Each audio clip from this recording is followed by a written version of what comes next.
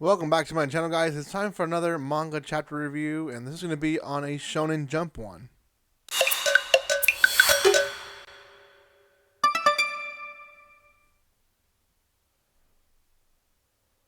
Welcome back once again. This is going to be on the second chapter of Witch Watch.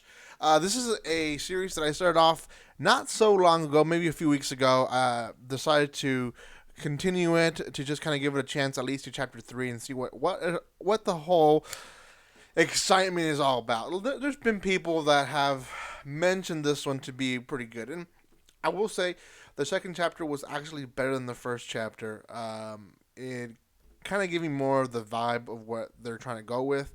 So pretty good. Anyways, guys, before I continue, a few things. If you have not done so by now, make sure you subscribe to my channel. There will be a giveaway happening on March the 15th. So depending when this releases, that's when it will be released. So anyways, make sure you subscribe for that. Also, guys, make sure you give some love to this channel.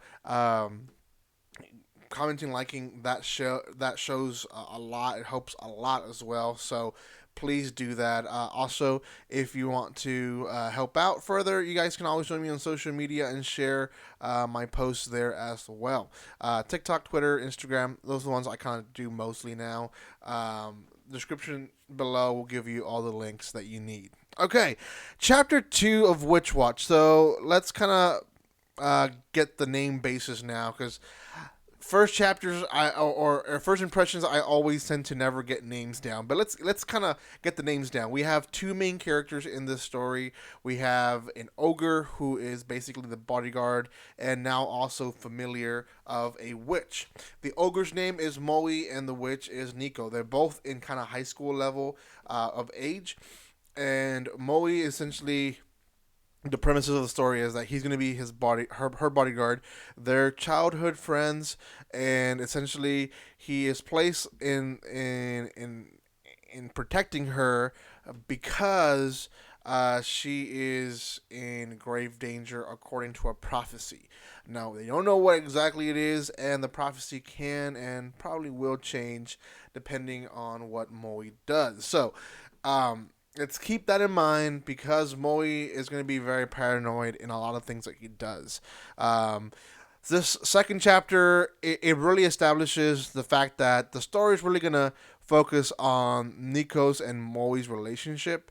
And the fact that they're witches and ogres is kind of a secondhand plot thing. And I say that in the sense of the whole main plot is not about them figuring out what the whole prophecy is all about or stuff like that. It's really them just interacting with one another, and it almost feels like almost every chapter is going to be a slice of life type of deal where they kind of do things together in a way, but you can kind of pick it up wherever you want to pick it up if you want to. The second chapter, essentially, Nico wants to go shopping for stuff because now they're living together, and Nico is all about it. She wants to treat the relationship like if they're newlyweds, right? They're living together, they're alone. She wants to sleep with him. She wants to wake up early and just be in her PJs still, and he's the opposite. He's like, there's enough rooms in the house for us to sleep in our own different rooms.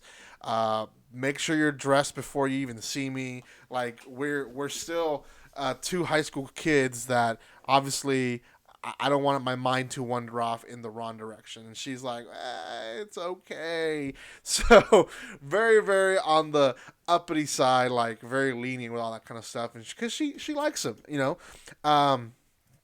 The story itself is essentially they get groceries. There is a magical spell, and I'm going to assume every chapter is going to have this unique magical spell that she has, because that's part of the story too. She's training to be a good witch, and one of the spells she uses is to basically make the bags lighter on him for him to be able to carry. And at one point, there's a burning building, so they go and save a person who's in the building.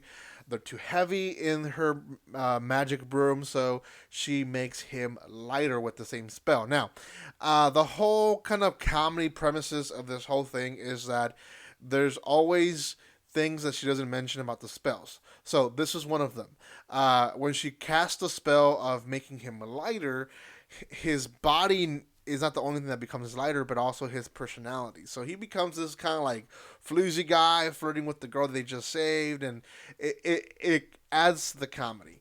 Um, Basically, they get on the ground, they save them. She puts the spell on herself to kind of not get so annoyed with him because he's so airheaded right now. So they both become airheaded, and they get home. Now there is a after effect to the spell that she doesn't mention, and that is the whole fact that right after the spell wears off, they become extremely heavy. So again, not just their bodies, but also the personality. So the chapter ends with them being all gloomy and saying very heavy stuff about their own personalities.